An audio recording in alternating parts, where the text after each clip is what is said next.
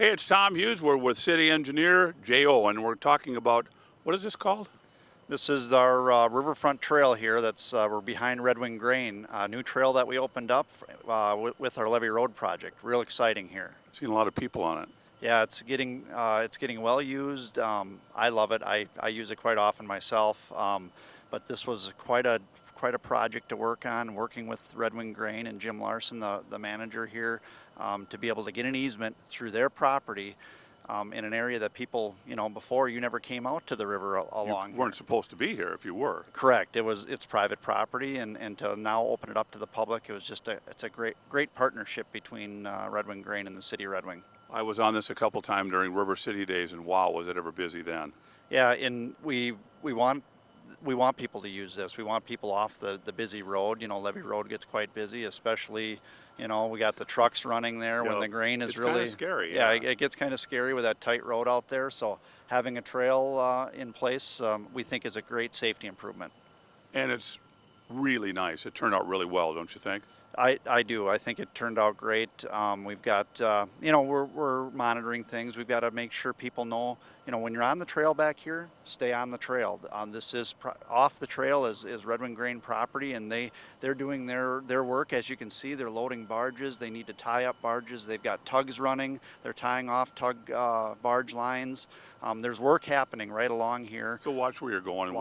Yeah, watch where you're going and stay on the paved trail, and you can go from Levee Park or Bay Point Park to Levee Park and use it, and just a great amenity for the city. This is bicycle, rollerblade, walking, correct? Correct. Yep. Running too? Running as well. Yep.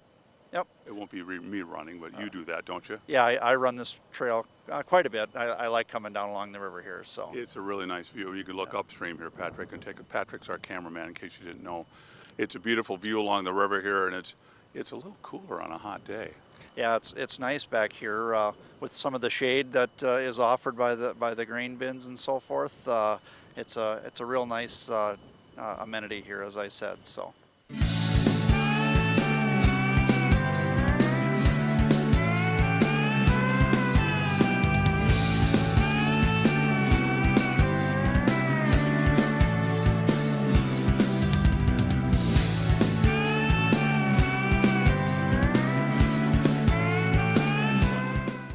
And now we've walked up right across from the Red Wing Marine Museum, and we're looking at the small boat harbor behind us.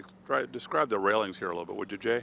Yeah, this is a very solid railing. Are they ever? I was really surprised when I grabbed it. And I didn't know that we were getting quite this solid of a railing from our designers either, but it's just I feel just very comfortable with this design here, and with the boathouses and all the people using this trail that are going to be biking or walking or what have you along here, or running.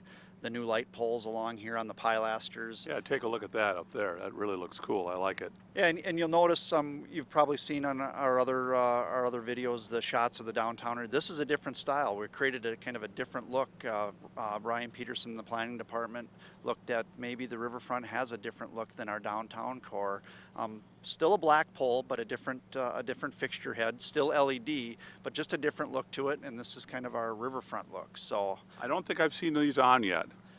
They're just recently been energized, so they are working. Correct. So we'll have to stay up late then to come down here and see them. Come down and see them. They're on now. So yeah. Yep. Cool. Well, let's take a walk this way.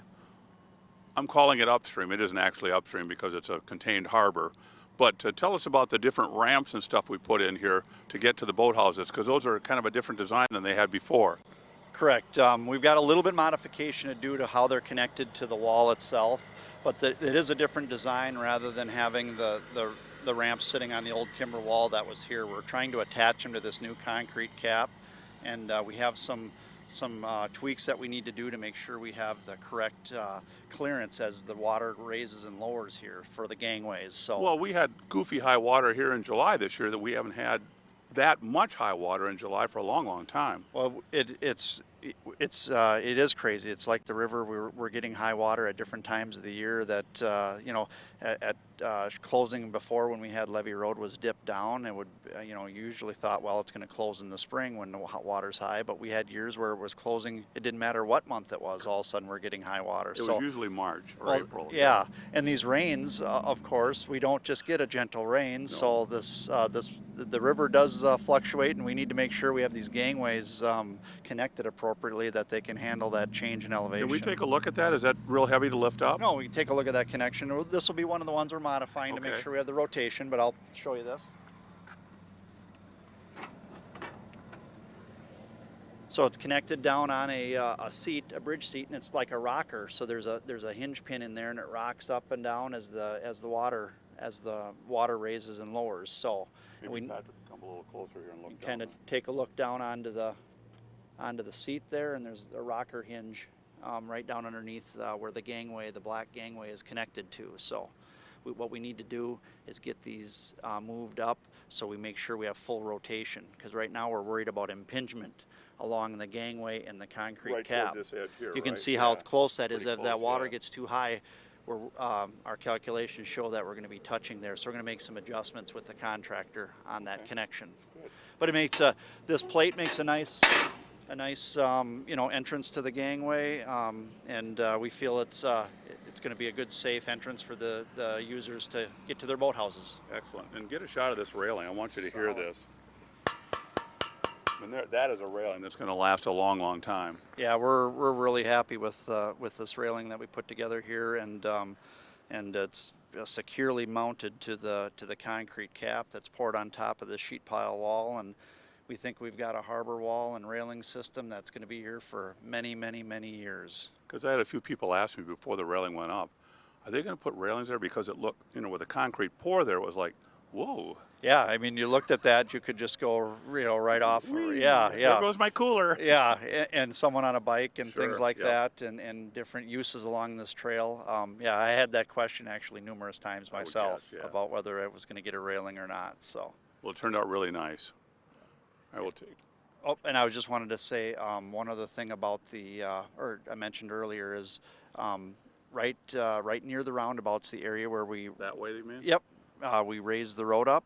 Yep. And so you can kind of see it right by Eric Stelter's driveway by the Yamaha sign. That road is raised up, so we should get rid of that nuisance, or we will get rid of that nuisance flooding, basically. Oh, so good. not that you'll never, if we get a huge Well, flood, if it we can get a happen. 25-footer, yeah. But those nuisance ones that we were getting quite often, we won't have to deal with closing the road, which is that's a big deal to close this road with the traffic that we have and the grain trucks that need to use this area. So, bet, yep.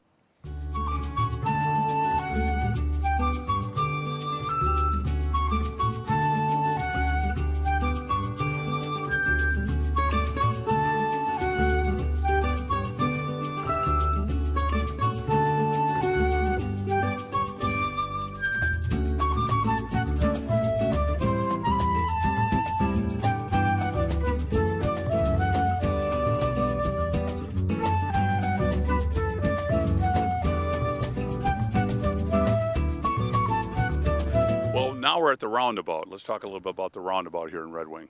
Yeah, we're actually standing here up in the middle of the roundabout. As you can see, we need to get this mowed. We just needed to get some ground cover on it for right now, but it will be looked at on how we're actually going to finish this off, and the city will take that on at some point here. But this really is it's a single lane roundabout, and I think we've talked a little bit. It's a little less difficult. Here comes a truck right here, Patrick. Maybe you can get that truck as it goes through. Yeah, it's less difficult to navigate than a multi-lane roundabout. There's only one lane of traffic when you're in the roundabout. You enter the roundabout after yielding to the traffic that is in the roundabout, and then you just peel off on Jackson Street or Levee Road, or just follow the signs which road you're taking. So no more always stop or anything like that in this area. You made it without a fatality. Yeah, that's right. And Well, you it's see slower. people driving through this slower too, don't you? Yeah, the idea of the roundabout is to slow the traffic down as they enter, but not making people stop. Everyone's moving through. You're basically only stopping if you're waiting for someone who's in the roundabout. You're yielding to them. But for the most part, you'll be down here. You'll be entering and exiting at a slow speed. I think people will get used to it the more they drive it. It's Levee Road is the road that direction. And then the road behind me is Jackson Street. And then Levee Road continues this way. That's a continuation of Levee Road. It goes up to Old West Main, right? Correct, over to Withers Harbor. So, yep. So we got the Jackson Street, and we've got the legs of the intersections coming in, but we also have the exit to the boathouse parking lot comes into the roundabout as well. Nice. And this right there where it says do not enter, that's exactly what it means? Correct. That's a one-way. So all the entrance for the boathouse parking is on the east side, and then they exit on the west side here. So it's a one-way lane through that parking lot. You happy with the way it turned out? Yeah, I'm very happy. I think this is a great project for the city, and this is our first roundabout, and I've already heard some good things from people that were kind of against roundabouts to begin with, that came back and said, I've down there, that's not so hard to navigate. I lived through it is what he's trying to say because I talked to him about it. Here comes a truck, see how they do.